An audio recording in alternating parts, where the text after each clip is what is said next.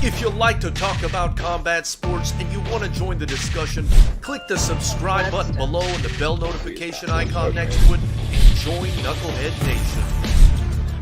There's so much Ladies traffic. and gentlemen of FightersRep's Knucklehead Nation, welcome back to another episode. Today we're going to be talking about Tony Ferguson versus Justin Gaethje. You're going to get our reaction. We've had just a little bit more time to process this incredible main event from last night's incredible event at UFC 249.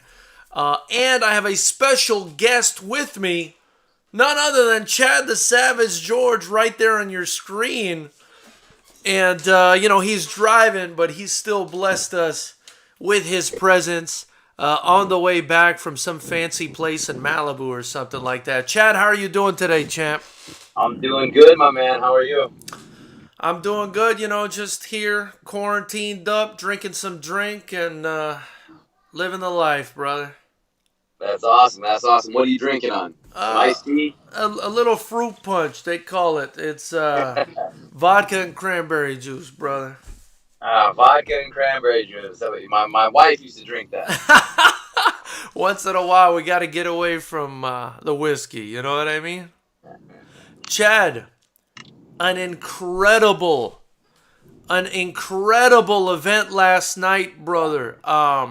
First off, just the card on a whole, man. Did you expect the card to be that good? Well, I mean, if you looked at the matchups, it definitely gave all the things you wanted out of it. With who was lined up with who. It was a stacked event from bottom to top, and I think what the UFC did last night was a huge, incredible statement, not only for combat sports, but for sports, period. And being the first really to go out and show how you can put on a great event with no audience, it was a great night for sports. I absolutely agree with that, man. Obviously, I want to get into the Tony Ferguson versus Justin Gaethje fight. But before I do that, were there any other fights that kind of stood out to you? There was a lot of good fights, man. Like I would say, like anything on the main card was exciting. It was entertaining. There's a lot of things that you could take from it, just technically, and also just as far as a fan aspect, just enjoying the fight itself. I mean, the Jeremy Stevens fight was awesome. Oh, yeah. He's one of those guys that goes out there. He's kill or be killed. He goes out there swinging, guns blazing. Nagano, like, good lord, and it's just. Every fight had something in it, whether it was a good thing or a bad thing. For sure, my man. I loved all those fights. I even loved, a lot of the fights on the undercard, man. There was some fantastic fight. Even that, even the Verdum fight was entertaining. Yeah. The Pettis versus Cerrone fight. But let's kind of, let's get to the meat and potatoes of this thing, man. Good God. Justin Gaethje versus Tony Ferguson. Chad, that must have been one of the most awe-inspiring things I've ever seen between Tony Ferguson's chin and Justin Gaethje's incredible improvement as a fighter. What were your takeaways from that fight? Gaethje's one of those guys that you saw he had the ability to be something special early on, right? He had the mindset, he had the fighting ability, and he just needed to learn how to calm down. And now that he's learned how to harness what he's had in him naturally, he is going to be an extremely difficult fighter to beat on any level. He's got a good wrestling game, he's got phenomenal striking. And I'd go out on a limb and say he's got the best striking in that division, maybe even some of the best in the UFC, period. It was just incredible. His awareness of distance control, his ability to play shots, and also be able to just find his openings through even Tony Ferguson's awkward movements. It was really impressive. And Tony's chin was just, I was losing my shit on every time a big shot landed. And I'm like, he's going down, and he doesn't even flinch. He just keeps coming forward. And it was interesting because in the last round, it looked like his body was just giving up on him from taking the punishment. And his mind never stopped. It was just his body was like, enough is enough. Chad, that chin, man. That chin was and it wasn't just holding up against any old guy. It was holding up against a guy in Justin Gaethje who's got Yeah, knockout one hitter quitter power in each hand, brother. yeah. Well, that comes down to a guy who's got absolute confidence in his cardio and his chin, right? So he went into that fight knowing what he's going to get himself into, and he was really prepared for it mentally. But if you want to look at it from another perspective, though, it's like those kind of fights are fan favorites, and you're going to make some money. But those fights are also the ones that unfortunately take time off of your life.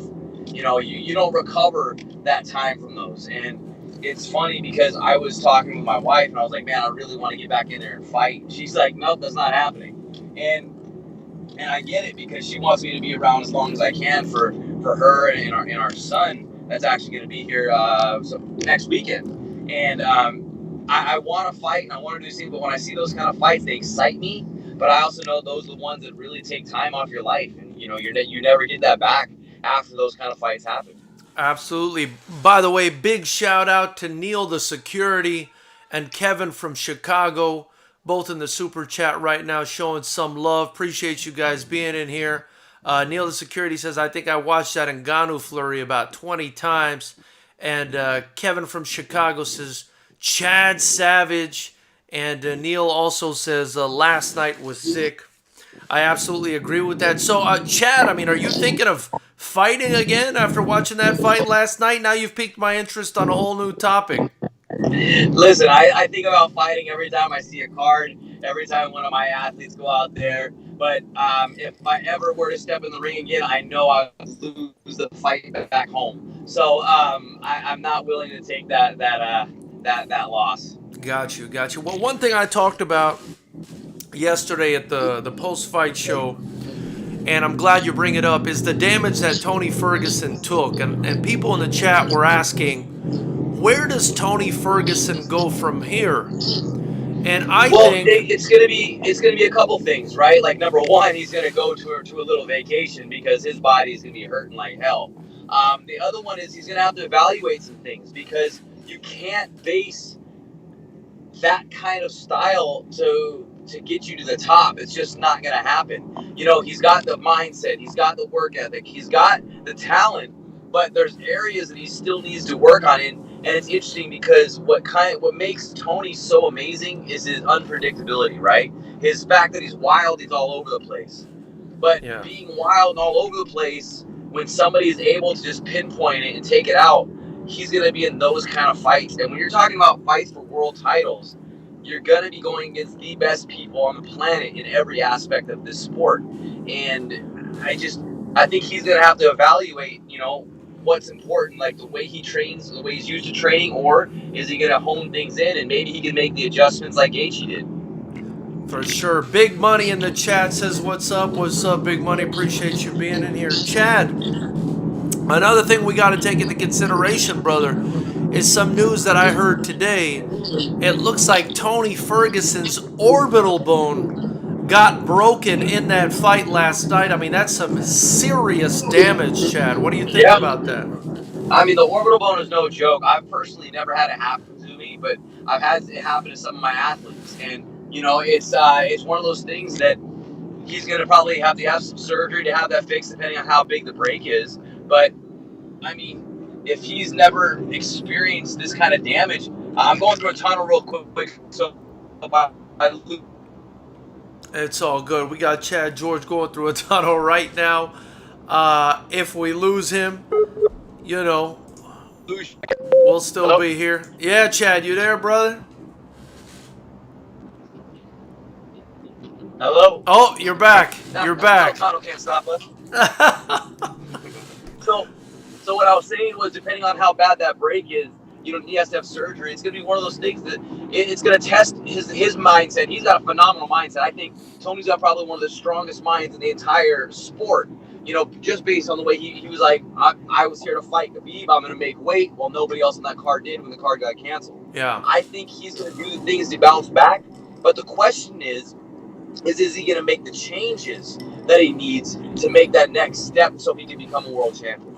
Well, I'm glad you bring up the making weight thing, Chad. Do you think him making weight twice in 1 month affected his performance last night?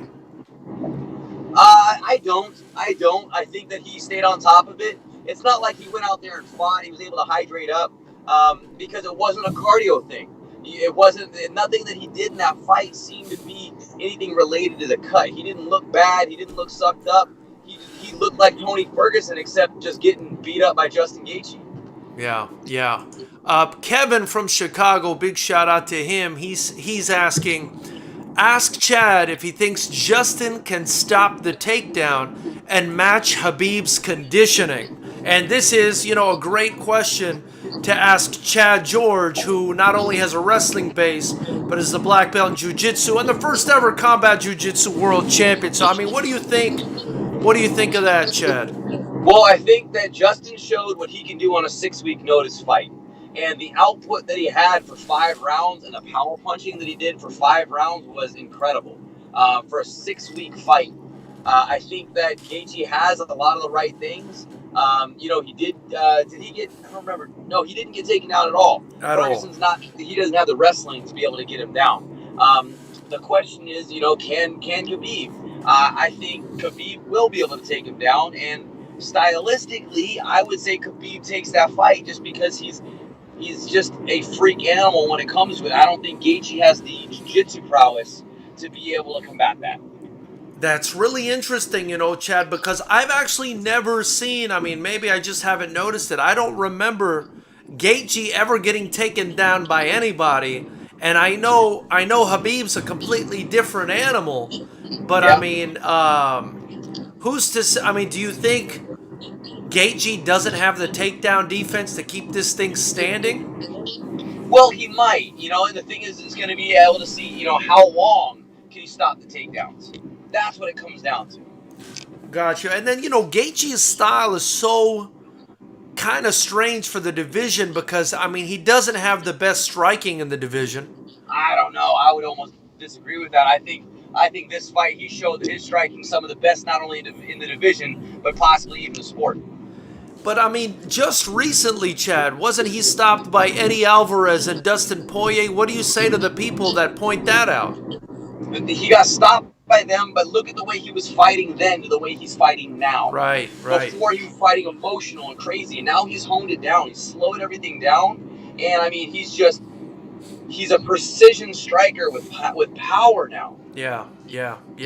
And that's something I also talked about in the post-fight yesterday. He's done such a fantastic job of sort of reining himself in and changing the way he fights. And I don't know if you noticed, Chad, but between rounds 2 and 3, Trevor Whitman actually told him, hey, take some sting off these punches. Yeah. Well, here's one interesting thing that I want to say before I get into that is that, styles do make fights. And, I look at Ferguson and Khabib and Ferguson and Gaethje, and, we see all these matchups. And you see how Gaethje beats Ferguson. But I think that Khabib beats Gaethje, and yet I think Ferguson beats Khabib. Wow. That's definitely something they're going to have to make, my man. That's definitely a fight we're going to still want to see sometime down the line. But now that Tony's suffered the broken orbital bone, this was a devastating loss. Who do you think Ferguson should get next? I think Ferguson and Conor. Oh, wow. And who do you think pulls that fight off? I don't know. It depends. Depends on how Ferguson bounces back.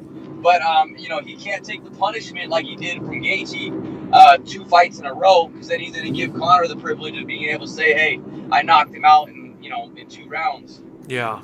Well, besides the orbital bone getting, broken, Chad, one thing that really concerned me last night, and I kind of wanted your thoughts on this, was the amount of damage that accumulated last night on Tony Ferguson was absolutely, incredible. And he actually got stopped with a jab. It looked like he got hit with a jab, and his body just short-circuited after that. Yeah. And I loved the stoppage. I thought it was a great stoppage. I thought it may have really saved him. What did you think about the stoppage? Yeah, I thought it was spot on. I think it was a great stop. as opposed to the Dominic Cruz fight, which I thought was a horrendous stop. I understand it, but I thought it was a horrible stop. Yeah. But I think that the Ferguson one, I mean, they could have stopped that fight even earlier and it would have been okay. Neil the Security asks, do you think Justin Gaethje can get past Conor McGregor's precision, Chad? I think so. Well, then again, I don't know. I think that would be a great fight. And that's why I said stylistically, it's interesting how matchups are because I think Conor could beat Gaethje. I think Gaethje could beat Conor. I think Ferguson could probably beat Conor.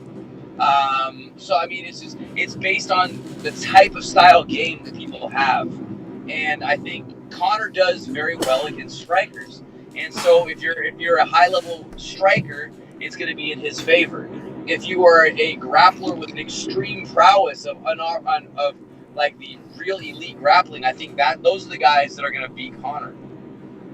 Yeah, the other interesting thing about that matchup is I feel like Gaethje's got a much bigger, even though he doesn't have the accuracy, I think, or the explosiveness of Conor McGregor, even though he does have explosiveness, I think he's got a much better gas tank. A much better gas tank than Conor McGregor. Very possible, but you never know. Yeah, Kevin from Chicago says, doesn't Justin have the best chance against Khabib considering his wrestling credentials, Chad? It's very possible, and that's what I'm saying. The question comes down to how long can he stop the takedowns for? For sure. Kevin from Chicago, we got a bunch of comments and questions coming in. He says Tony's jiu-jitsu is not enough to combat Khabib. Ask Chad what he thinks, and this is off topic. Ask Chad what he thinks about Thug Nasty Bryce Mitchell. Did you get a chance to watch that, Chad? I'm going to watch that one actually this evening. I haven't seen it, but everybody's told me how good his jiu-jitsu is. Yeah. And so I'm excited to see that because I find that it's sad to say this, but the level of high elite jiu-jitsu in MMA right now is next to non-existent. So when I get a chance to watch really high-level guys pull off some amazing technical grappling, I get excited for it. So I'm looking forward to it because I heard nothing but good things. Chad, do you think that Tony Ferguson at this age can make his way back into title contention, or do you think the damage that he took in this fight combined with a broken orbital bone and the beating he took, isn't going to be too much for him at 35, 36 years old to come back, man? I think so. He's got at least a year off right now. Yeah. And Justin Gaethje, man, just 31 years old. I mean, I feel like he hasn't even really reached his prime yet. I don't know if they have a rematch, if Tony can pull it off, man. What do you think if they were to have a rematch? I don't think there's any call for a rematch. Yeah. There's no point. It was for a title fight, sure, but it was one-sided, and the only moment in the fight that Ferguson had was when he clipped Justin with when he threw that wild uppercut. Yeah. Do you think Gaethje gets Khabib next? That's what they're saying. I think they already locked in a date. I think it's Khabib and Gaethje. Very cool. Very cool. Well, Chad, somebody's asking, have you seen Mac Danzig lately? No, I haven't. Kevin from Chicago is asking that. Well, anyway, Chad, I really appreciate your time on this, brother. If you guys haven't, definitely give Chad a follow on Instagram. His handle's right there at the bottom of the screen, at Chad Savage George. Also, be sure to check him out on YouTube at the Savage Hour Podcast. Some of the most motivational content you're going to find on YouTube, so definitely check it out and subscribe to the channel. Chad, man, I appreciate your time, brother. Anything you want to say before I let you go here? That's it, man. Not much. Just, we're in a crazy time right now. Just remember, it's all going to pass, and a true champion is tested on the things they overcome, and this is really it. We have an opportunity to really rise up, not only individually, but as a collective and a community. So this is that time for us to stand up and rise. Much appreciated, Chad, man. You have a good night and drive safely, brother. Likewise. All right, man. Well, there you have it, knuckleheads. That was us with Chad the Savage George. I just wanted to get his opinion on this whole, on this whole crazy Justin Gaethje versus Tony Ferguson fight. At this time, obviously, it's optional, but I'm gonna open up the phone lines in case anybody wants to, anybody wants to give us a call into the show. And let's see here. The number's right there on the bottom of your screen if you guys want to call in. I'm more than happy to hear what you guys have to say, but obviously it's not necessary, and you could just continue to chat with us. Kia Noto, thank you for joining the chat, brother. Much appreciated. If you haven't already, hit the subscribe button, the bell notification icon next to it, and join Knucklehead Nation. We do this typically every Monday, Wednesday, and Friday. But we do go live immediately after all the big fights. And sometimes we have what we call Anxiety Sundays. And that's what we're doing today. We call it Anxiety Sunday because typically, it's the day before you go back to work. And you want to put that off as long as possible.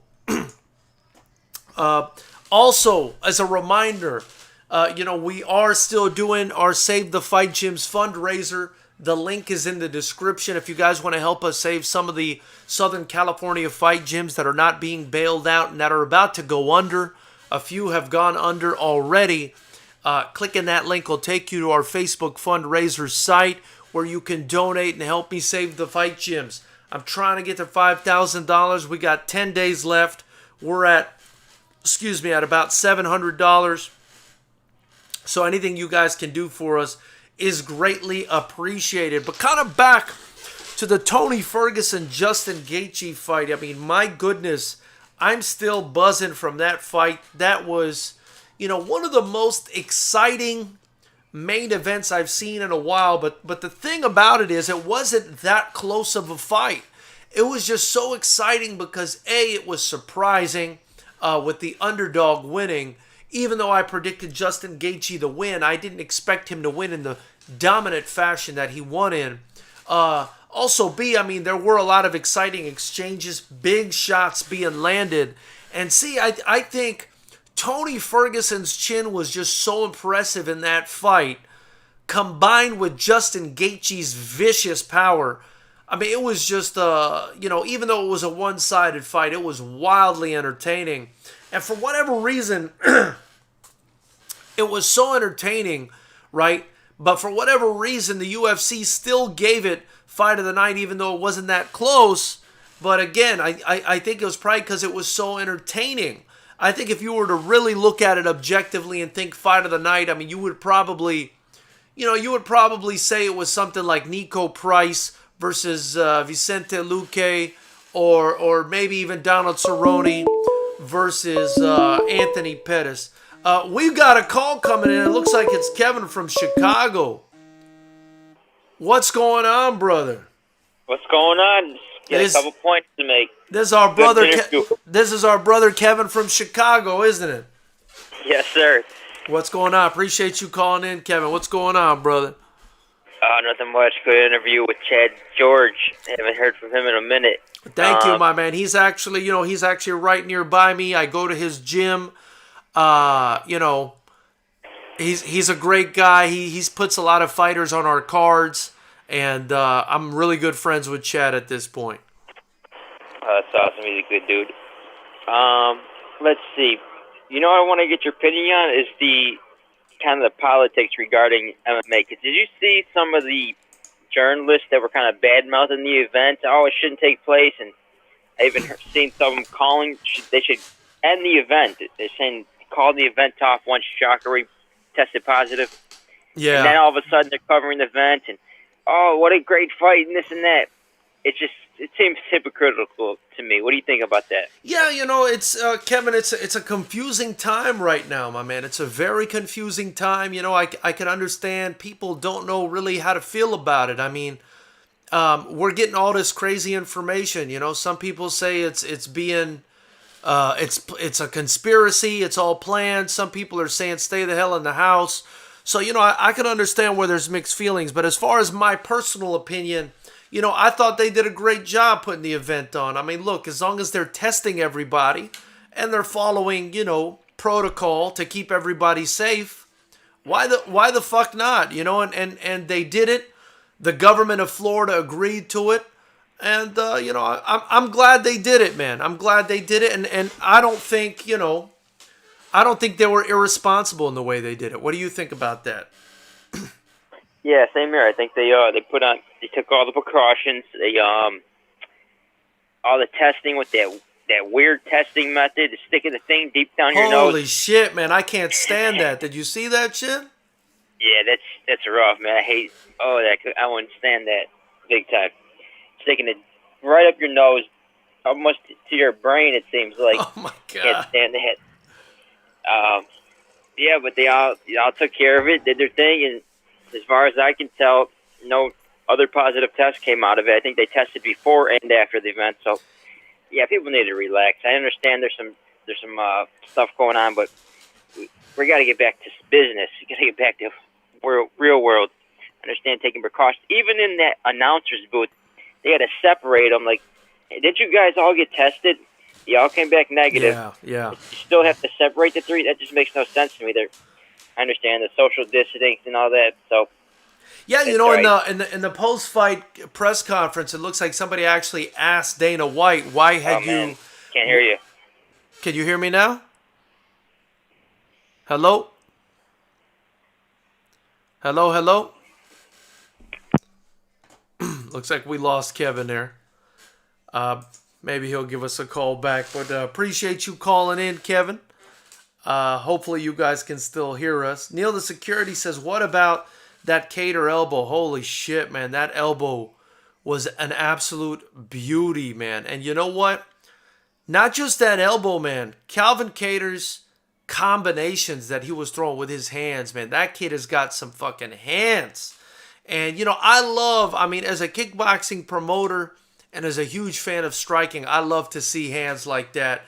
I love to see guys in MMA rattling off, 4 or 5 punch combos like that. And I'm really glad that they did what they did. I'm really glad the event went together. And I'm really glad they made that fight, man. That was a really entertaining fight. Looks like this call's coming back in. What's going on, Kevin? Can you hear us, brother? Yeah, I hear you. Something's cut off. I couldn't hear you for a sec, but yeah, you're back on. All good. So what we're talking about the procedures. Yeah. So somebody had actually asked Dana White about them splitting up the broadcasters, at the post-fight press conference.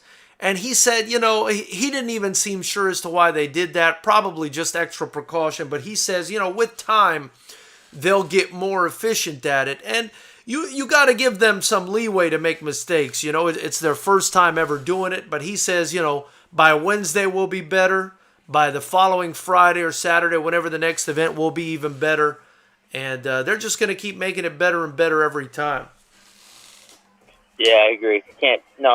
Definitely can't complain. They pulled it off when all the other promotions, all the other sports didn't have the balls too. So got to give them props. Got to give Dana White props on that too. And you know what, Kevin? It gave me a sense. I don't know how you felt about it, and all of you guys in Knucklehead Nation that are in the chat right now can comment as well.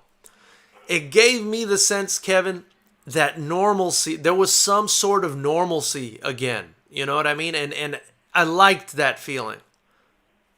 Yeah, definitely. It was some hope, some cheerfulness, something to root for. People were just getting stir crazy. It's like I don't know. Yeah, I know what you mean though. It's some normalcy, something to look forward to. I don't know, but yeah, I agree. But how about you're talking about Calvin Cater?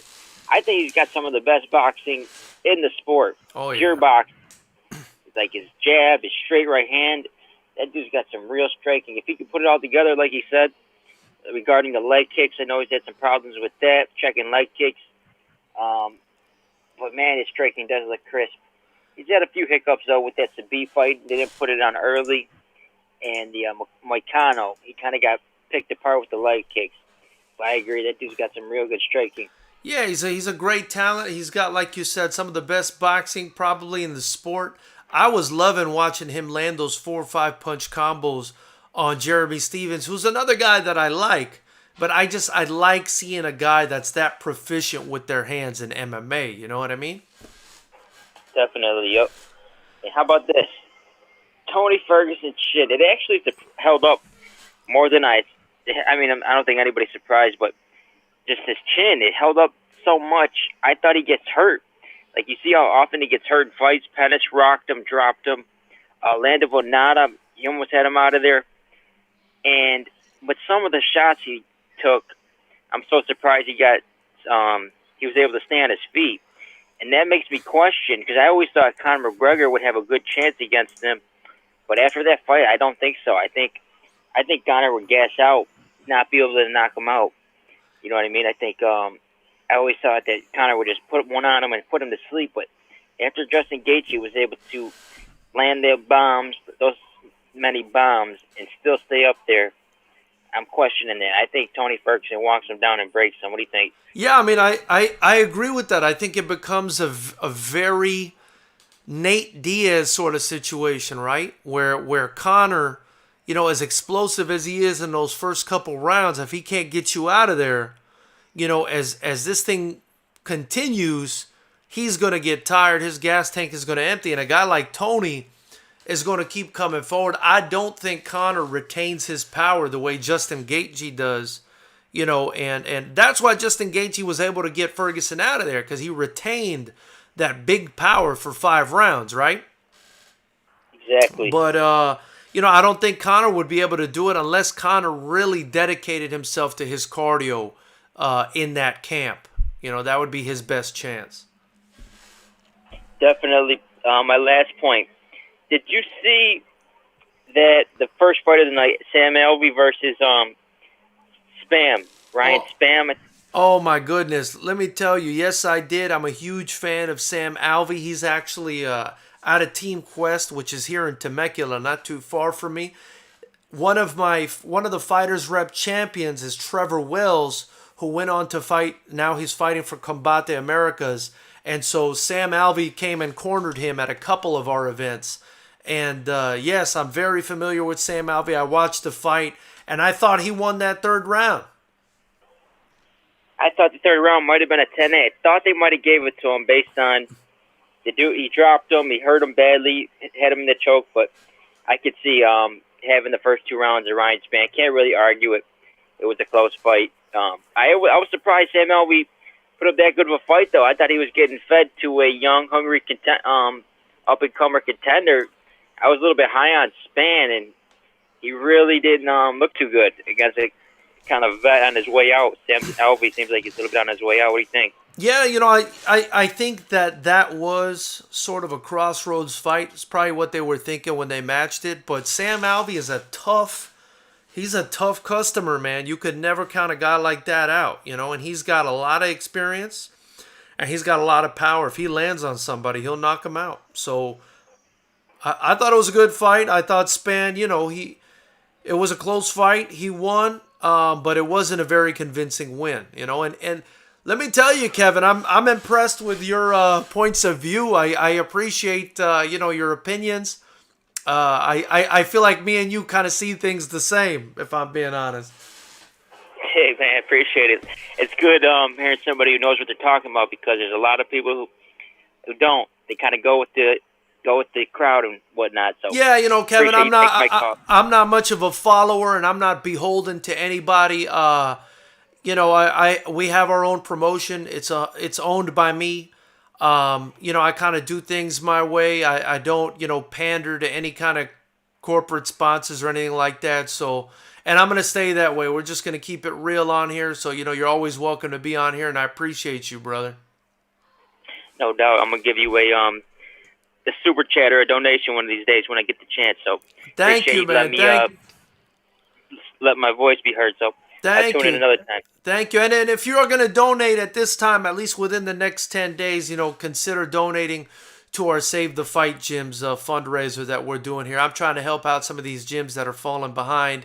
3 or 4 gyms already have been shut down because of this fucking pandemic. So if you guys want to help, that's definitely a place to do it.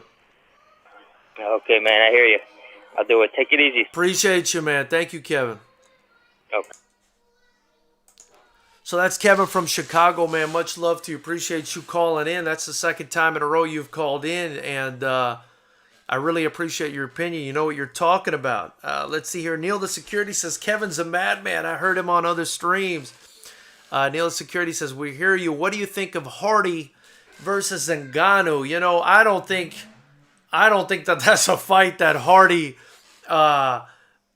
is going to be ready for ever in his life, if I'm being honest with you. I mean, he's a good athlete. He's a decent little fighter. But will he ever break the sort of B or C level type fighter in the heavyweight division? I think he's got a ways to go. I'm not sure if he even has the potential at this point to ever become an A-level heavyweight or an elite heavyweight to compete with the likes of Ngannou, Cormier, Stipe Miocic, you know, guys like that. Yeah, he was able to get by against Jorgen De Castro, but, you know, De Castro wasn't even throwing, he wasn't even throwing kicks in the last round. You know, I think his leg was beat up. I think Jorgen, had he been in better shape, would have probably beat Greg Hardy, you know, but all credit to Greg Hardy, he won that fight. That being said, fuck no, he's not ready for Francis Ngannou. And let me tell you something, man. The only person I think that can beat Francis Ngannou at this time is probably Stipe Miocic. Daniel Cormier has a shot if he just goes in there and wrestles him down. I think Stipe has a bit of a better shot because, he's beaten him before. He's in his head, and he's also a big guy and a good wrestler. But I'd be worried for Daniel Cormier, and I'd be really worried for Greg Hardy. And something that Chael Sonnen brought up recently was, you have a responsibility as a matchmaker, right? You got a responsibility to these guys to match them properly. Otherwise, they're going to end up in the fucking hospital.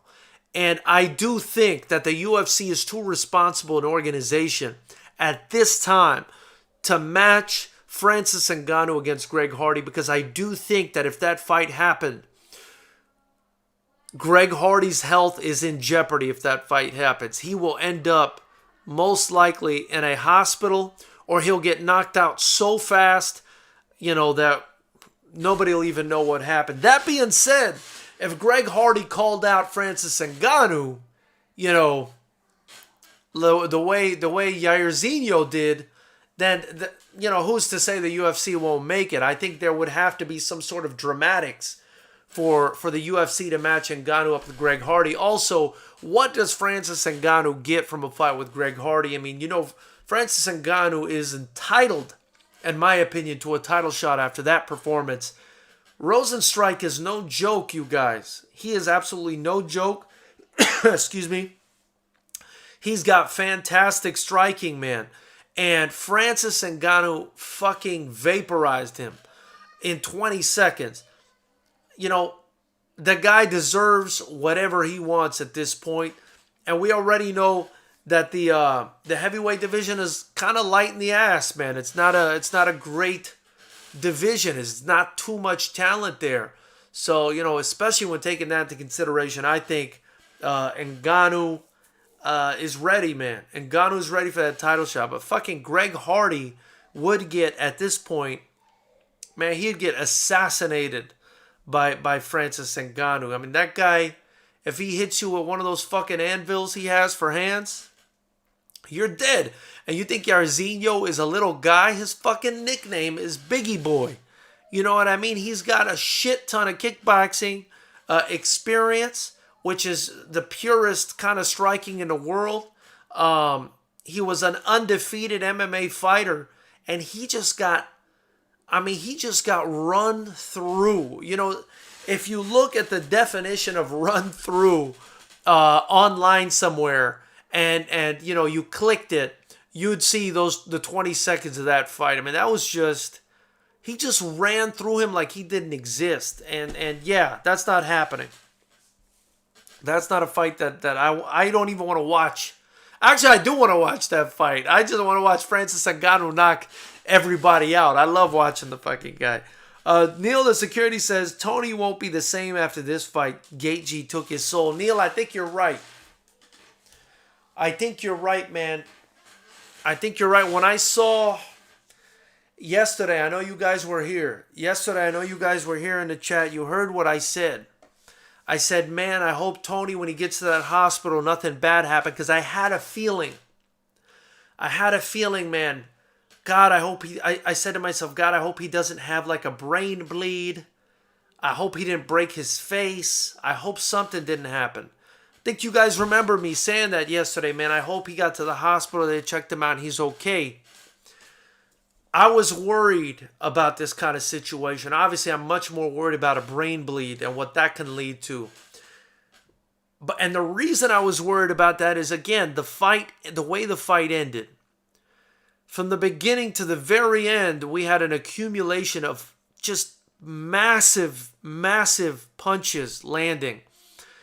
And the way it ended, where the jab hit him flush and his body just short-circuited like that, I said, man, something's fucking wrong here. And I said, thank God for Herb Dean jumping in there and stopping that shit. And I said to myself, but man, that's not normal. That's not a normal reaction for somebody to have from a jab. I mean, it was a stiff jab, but for his body to just start wobbling like that, I said, fuck, man, this guy might have some serious damage. He might have brain damage.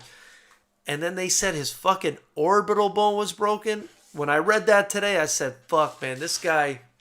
So besides the age, besides the inactivity, besides coming back from the LCL tear, surgery, besides, getting absolutely crushed by Justin Gaethje. I mean, Gaethje destroyed him. Gaethje destroyed this man. I mean, there's no other word for it. He destroyed him. And besides all that, also getting his fucking orbital bone broken. That's not cool at all, man. We got another phone call. What's going on? You are on the line, brother. Who's this?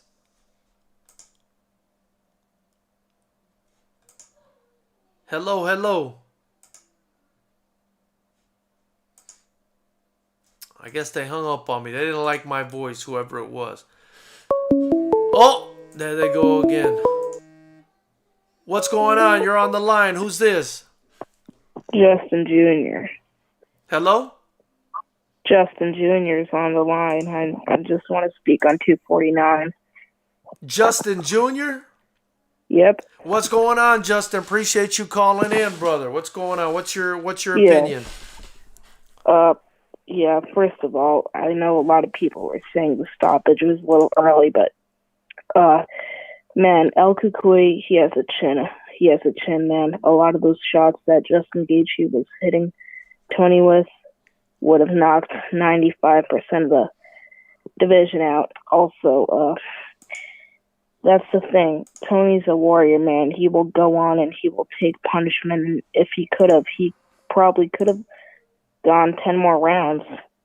Yeah. Just taking punishment like that. This is why the referees are in there, man, to protect the fighters from themselves. And like you said, the jab, it was a jab, but the reaction of Tony, I didn't like it, man.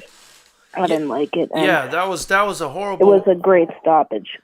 Stoppage by the referee, Herb Dean, one of the best in the business, not Keith Peterson. Yeah, no, I totally totally agree. That co-main event stoppage was so early. Well, actually, not really early. I thought it was if the co-main event stoppage was a second or two earlier, it would have been harder to argue because a second or two earlier, Cruz wouldn't have been getting up. But in a title fight, Keith Peterson, and with 2 seconds left in the round, let it go a little longer. But I'm not going to light him on fire like he is already being lighting on fire on Twitter, probably. Yeah. No, I mean, I could see what Dominic Cruz was saying, but after that knee he took and all those unanswered shots he took, I mean, you kind of do have to err on the side of caution for the fighter, right? Yeah, look, I thought it was in a title fight and with 2 seconds left in the round, I thought maybe let it go a second or two longer. But Cejudo is fast, hard, ground and pound. So what could have second or two longer have led to better to stop it earlier than to stop it late. But yeah. What you gonna do? Justin, where are you calling from? New York.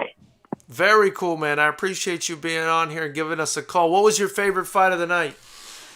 Alexei Oleinik and Sam Alvey, because they're my friends. So. Oh, nice, man. Nice. Very cool. And who do you think won that Oleinik fight? Did you think that was a good decision? Look, it's a robbery is when, a robbery is GSP versus Hendricks. Right. A robbery is when we all know who the winner was and they raised the wrong hand. Werdum versus Alexei was a close fight. I honestly thought Werdum edged it out, but I'm happy for Oleinik. I wanted him to win this fight, and he was, a pretty big underdog, and he did it. That's off-roid Werdum for you. And a 2-year layoff. Who knows what Werdum was doing during the layoff. For sure. And another thing I was impressed was Oleinik at his age. He came in better shape than I've ever seen him. Dude, but I don't know what Werdum was doing, because he knows this is... Okay, you can watch tape all day long. Like, everybody knows what, what's his name? Ryan Hall does.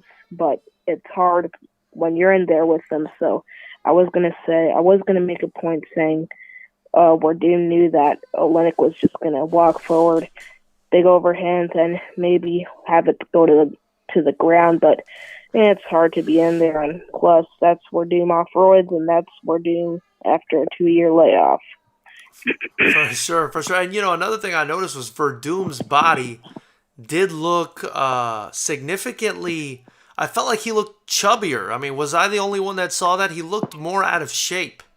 Yeah. I mean, let's be real. When Fabricio was in his prime, it's not like he was fat, but it was like, he wasn't ripped, but he looked out of shape. You said it best right there. For sure. Well, Justin Jr., I appreciate you calling in, brother. I hope you hit the and also, one more thing. Go ahead. I got some inside information from my friend Sam Alvey. I asked him if the standing arm triangle was hurting him, and he said no, it wasn't even affecting my breathing. Also, some inside information on Alexei Oleinik. He sent me a video yesterday saying, we did it, Justin. God made us do this, and got the win with Oleinik. Very cool, Justin. I appreciate it, man. I hope you hit the subscribe button and join Knucklehead Nation. Is there anyone you want to shout out? Anything you want to say before we let you go? Shout out to my YouTube channel, Justin Jr. 962. Big shout out, Justin Jr. 962. Check it out. Subscribe. Thank you, Justin Jr. Appreciate you, bro. Thanks. All right, man.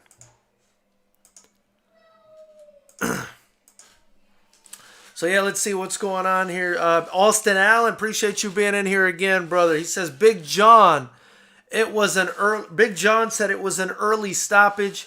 It wasn't that bad of a stoppage, but it was a good one. I thought it was an okay stoppage. Listen, I'm not trying to watch guys get killed, and that's... You definitely feel it more when you're a promoter, right? And I'm a promoter in kickboxing where it's all about striking. And we actually had a championship fight at the last event at FightersRep 9. And you guys can go back on the channel and watch it after this. It was a fight between Gabe Silva and Christian Williams. Gabe Silva being Anderson Silva's son. He was fighting for an IKF title. And throughout the fight, the first round was competitive, but he started to take over. And he was landing shot after shot after shot after shot. And his opponent, Christian, a great fighter, was just slowing down and taking damage, and slowing down more and more as the fight progressed. And Dan Bam Bam Stell, he's a fantastic referee. He referees MMA and boxing and Muay Thai, kickboxing. Former kickboxer himself, so he understands the sport more than most people. He was actually 17-0 with 15 knockouts. Dan Bam Bam Stell's my boy, man. I love the guy. Co-founder of the IKF. He went in there, and even though Christian Williams was kind of throwing back, he was throwing back, kind of nothing, and there was no chance for him to win the fight, but to the untrained eye, it would have looked like an early stoppage. But when he ran in there and grabbed Christian Williams and stopped the fight, excuse me, and kind of guided Christian Williams towards the ropes, Christian Williams' body kind of went limp a little bit over the ropes, like he was absolutely exhausted. And I said to myself, my God, that takes a real trained professional eye to see the kind of damage that he was taking. So I think it's sort of the same situation with Dominic Cruz. Could he have continued to fight? Sure. But, he was taking damage. He took a massive knee. He took so many unanswered shots. And who's to say he wasn't going to take some more and get knocked out? I mean, I know it's a title fight. But, at the same time, when you're the referee, you have to protect the fighters. And you don't want somebody getting taken out on a stretcher. You don't want somebody's life being changed forever. And I think 11 unanswered shots, especially when they start with a knee, like the knee that Henry Cejudo landed on Dominic Cruz. I mean, that knee had Dominic Cruz flailing. I mean, that was as vicious a knee to the head as you're going to see. So I was okay with that stoppage, man. I was okay with that stoppage. And while I understand the argument for the fight to continue, I'm okay with it, man. You got to watch out for these guys and give them the opportunity to come back and fight again in the future. Let's see here. Kevin from Chicago says, Verdum's entire legacy is in question. Has he always been on the juice? You know what? I can't comment on that. I don't know. He's a fantastic fighter, though. He's done a lot in his career, but that's something, that we're going to have, somebody's going to have to dig up some evidence and see what was going with that. I mean, we do know that the Brazilians were getting away with stuff, TRT and whatnot, the Brazilian fighters. But at some point, that got cut off, and we saw what that did to Vitor Belfort's physique. So who knows? Who knows? I don't know what happened there. But I give guys the benefit of the doubt until I have evidence. And right now, I don't really have much on Fabricio Verdum unless somebody can educate me on that. Neil the Security says Pettis had that quarantine couch body too. Fuck, Neil, you are ruthless, brother. He says, this kid got the scoop. Yeah, man, Justin Jr. is getting all that inside knowledge, man. We might have to reach out to him and hire him as a journalist for FightersRep. Kevin from Chicago says, Justin Jr., don't mess around. Austin Allen says, thanks. I appreciate the stream and having me here. It's a pleasure to have you guys here, man. Thank you guys for joining me. Hit the subscribe button. Join Knucklehead Nation. You're not only helping the channel continue to build, you're not only helping us build this forum, but you're also helping me build the promotion. And again, this promotion's not beholden to anybody, man. We make our own money. Any money you guys donate or YouTube gives us, we use that to promote the fighters. We interview the fighters. You can see all the interviews on the channel. Get to know them. Great kids, incredibly talented fighters we've got at FightersRep. Austin Allen says, Don was still good, though, and it was a title fight. He was getting hit because he was trying to get up, which is a form of defending himself.